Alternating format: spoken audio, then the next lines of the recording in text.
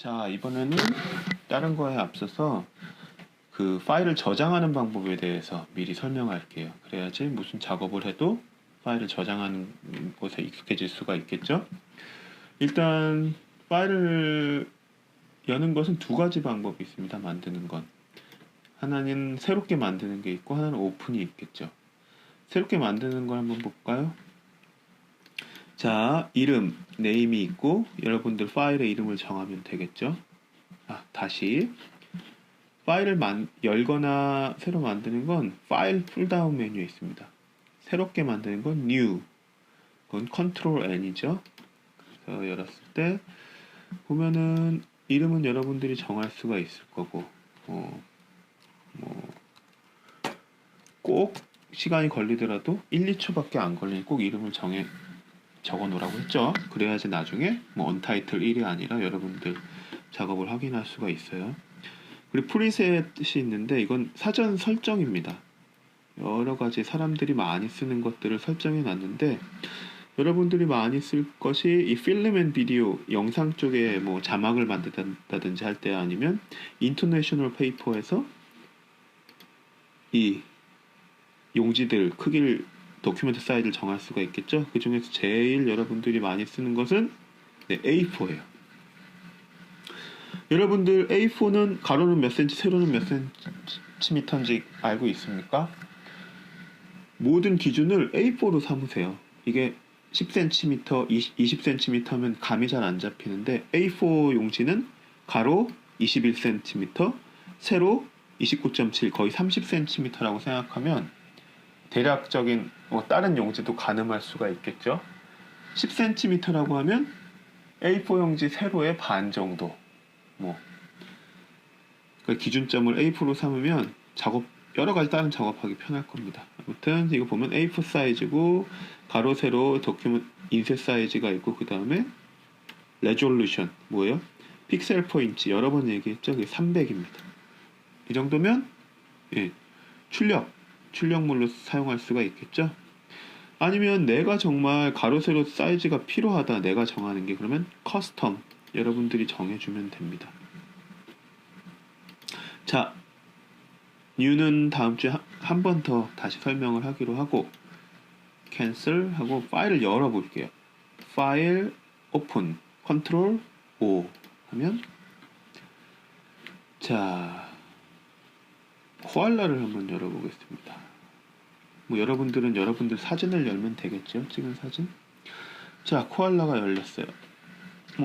전 시간에 다시 했던 거 보면 여러분들도 아마 모니터가 집에서 듀얼 모니터를 쓰는 건 아니니 작업을 편하게 할 때 F 단축키 F 툴박스 맨 밑에 이 체인지 스크린 모드죠. 스크린 모드를 바꾸는 거죠. 지금 열려져 있는 파일을 최대 크기로 보는 것. 또 F는 이 파일만 보는 것. 이때 드로잉 할 땐 이렇게 많이 하겠죠. 근데 드로잉을 확대해서 작업을 하다가 툴이 필요하다 그럼 이때는 바로 탭을 누르면 이 툴이랑 창들이 생성이 되죠. 다시 탭을 누르면 사라져서 타블렛을 가지고 작업을 할 수가 있겠죠. 다시 F를 누르면 풀스크린 모드로 돌아가고 또 지금 옵션 창이랑 윈도우들이 없죠. 다시 탭을 누르면 그것들이 뜨죠. 또 F는 뭐라고 해야 되냐? 반 확대 모드죠. 이게 풀 스크린 모드 with 메뉴 바에 한 번 더 F를 누르면 풀 스크린 모드. 이거는 작업하면서 익숙해지세요. 모니터를 최대한 활용할 수 있는 방법입니다. 자, 아무튼 이 파일은 종류가 뭘까요? 여기 써있죠? JPEG에다가 왼쪽 하단에 보면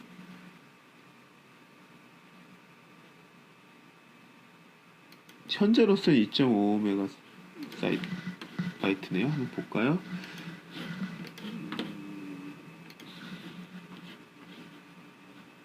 사진 사이버 클래스 1번 보면 이 파일이죠. 열어준 게.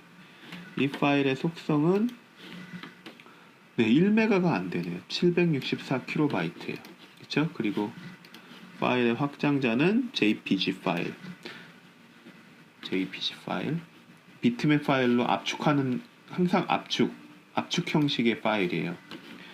비트맵이라는 건 여기 줌 툴, 맨 밑에 줌 툴, 툴박스의 줌 툴, 단축키 Z, 줌 툴을 이용해서 확대를 해보면 픽셀들을 볼 수가 있죠. 이건 비트맵 형식의 JPG 파일이라는 걸 볼 수가 있겠죠.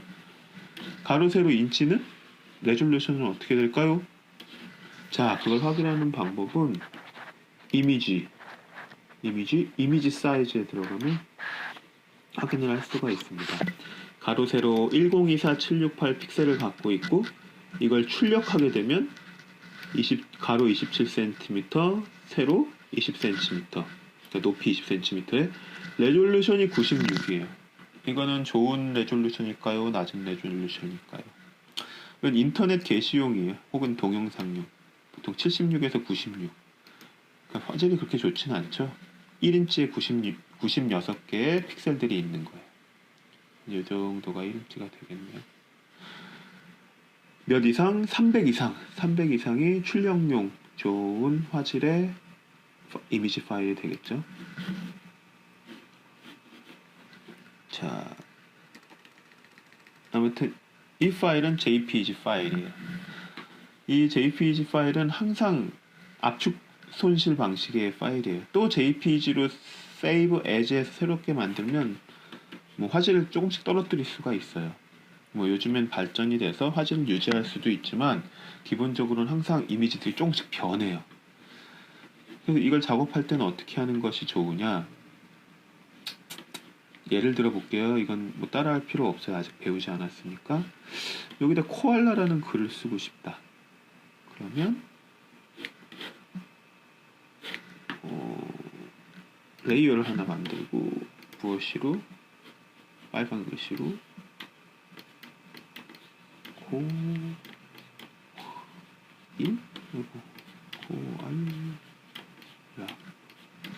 썼어요. 자, 이걸 저장한다. 어떤 걸로 어떻게 저장할까요?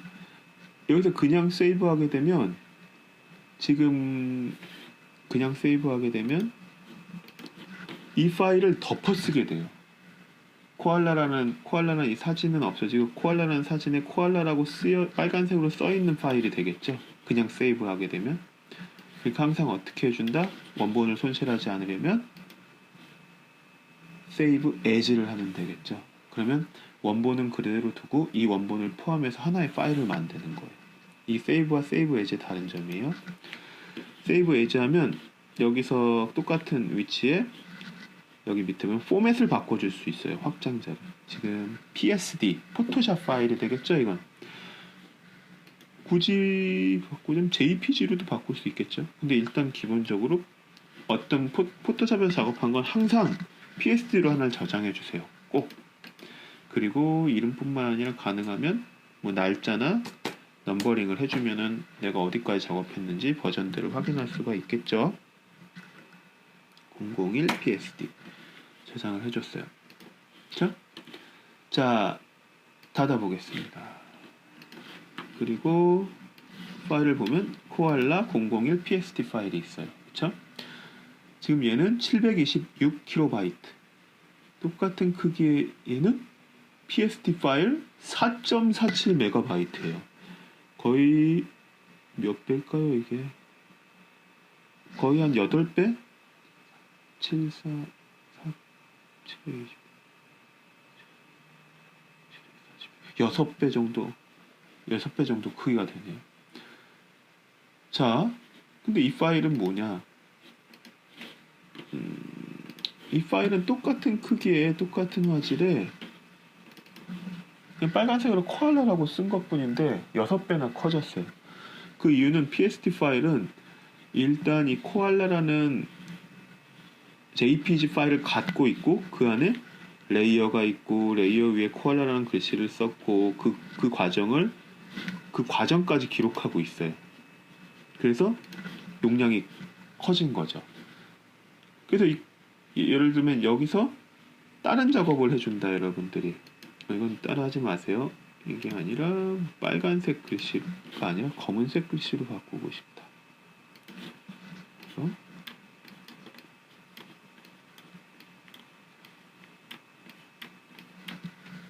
자, 이 작업을 했을 땐 세이브를 해주면 되겠죠. 그러면 작업하는 게 덮어쓰게 되겠죠.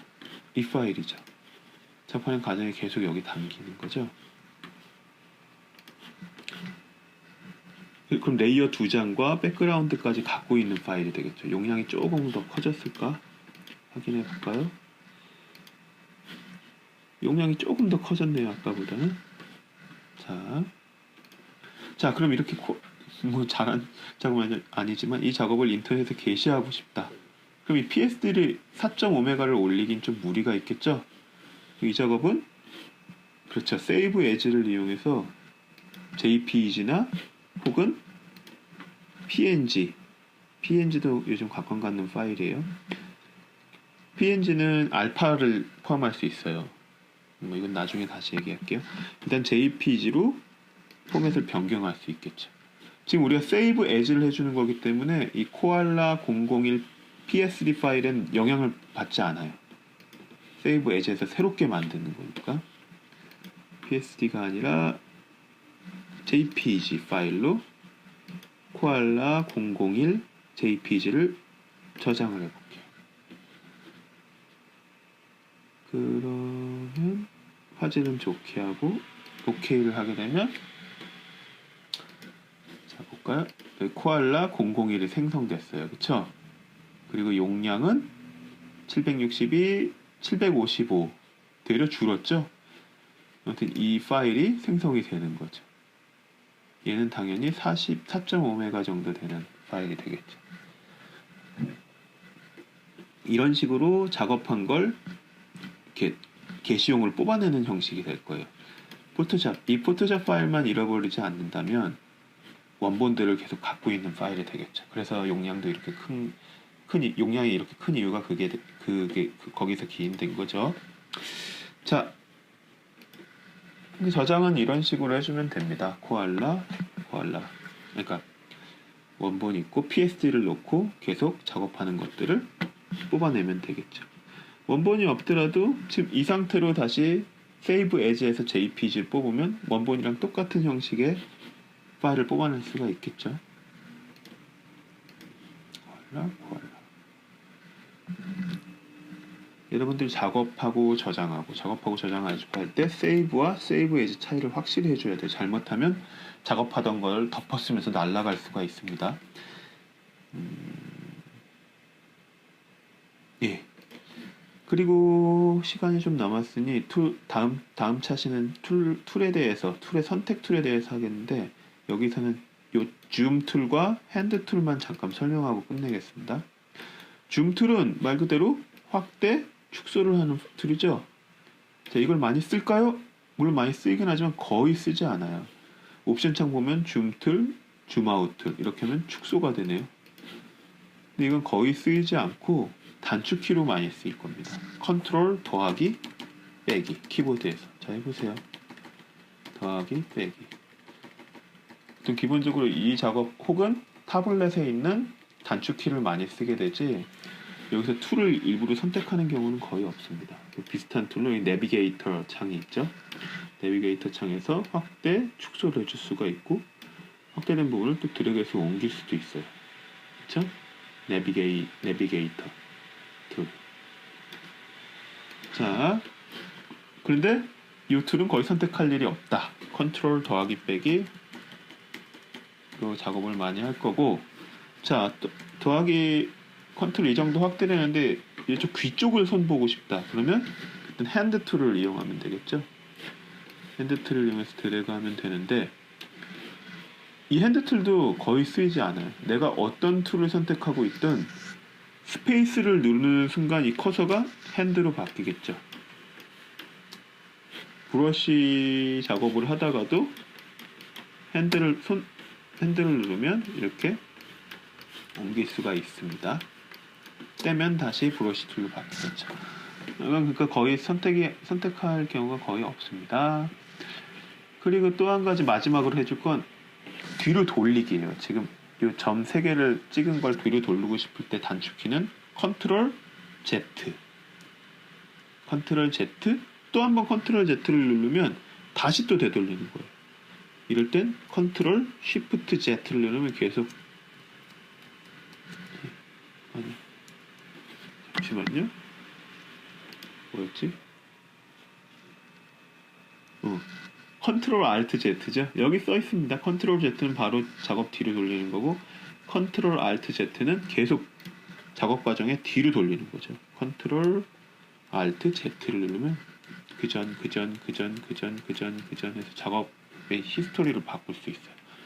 다시 작업을 하고 싶다? 그럼 어떻게 해요? 다시 되돌리기는 보면은 forward, 컨트롤 쉬프트 Z 해볼까요? 컨트롤 쉬프트 Z를 누르면 다시 작업 과정을 볼 수가 있죠. 점 3개까지. 컨트롤 Z는 되돌리기, 컨트롤 알트 Z는 더 되돌리기. 자, 그리고 그런 것들은 여기 윈도우 창의 히스토리 창, 히스토리 창을 보면 작업했던 것들이 여기 보입니다. 어디까지 되돌릴 수 있는지를. 그렇죠? 이게 컨트롤 알트 Z에서 작업을 되돌릴 수 있는 영역이에요. 자, 다음 차시에서는 이 툴박스의 선택 툴에 대해서 간단하게 설명을 하고 끝내겠습니다. 수고했어요. 수고했습니다.